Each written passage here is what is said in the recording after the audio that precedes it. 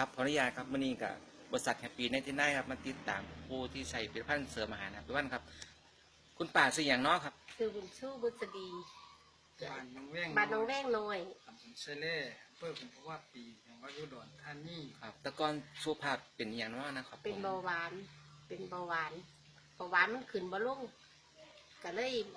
เพิ่นแนะนำให้กินอันนี้ก็เลยกินเบิ่งมันก็เลยลง กินเสริมอาหารนะพี่วันนะครับเนาะ จ้ะ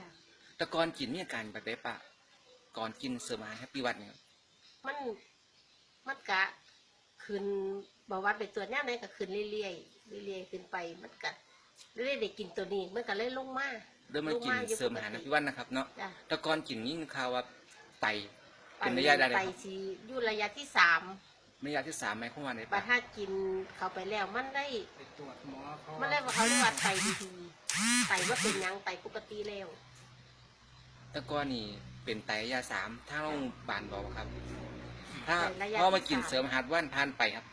อ่านไป มันก็เลยว่าเพิ่นก็เลยไปตรวจอีกที่รุ่นเพิ่นก็เลยว่าไต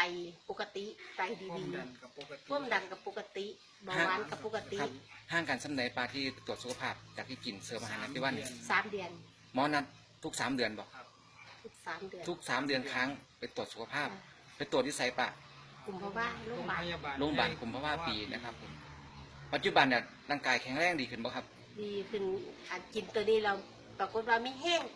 รู้สึกว่าดีขึ้นเนาะร่างกายครับ ดีขึ้น ไตก็ ไปเฮ็ดหยังก็บ่ค่อยเมีย บ่ค่อ ตะ ยเมื่ กี้ อย สิ ครั เป็ บ นอยากเมีย หน้ามืดหน้ามืดเห็นว่า ครับ เมื่อย คุณ มาก ป้าฝากขอคิดดีๆ ให้กับผู้กำลังติดตามวิดีโออันนี้นะครับฝากขอคิดดีๆ แนะนำครับแนะนำ คันผู้ใดเป็นเบาหวานก็ให้กินตัวนี้ กินเสริมอาหารแฮปปี้วันครับผม สิได้มีกำลังขึ้น มีแห้งขึ้น แผลก็ได้หายเศร้า ก็เป็นแผลเบาหวานก็สิได้เศร้า คุณป้าให้ว่าแผลจะดีขึ้นนะครับเนาะ จ้ะ แผลจะดีขึ้นเพราะว่าหายเศร้าบ่ได้ หาย ว่า เศร้า จะเห็นความเปลี่ยนแปลงครับเห็นความเปลี่ยนแปลงนะครับ คุณป้ายังนะครับ บุญชูบุษดี คุณโซ่บุษดีบ้านหนองแว้งอำเภอ บ้านดงแว้งน้อย อำเภอกุมภาวะปี อำเภอกุมภาวะจังหวัดอุดร ครับผมครับเพื่ออะไรครับผม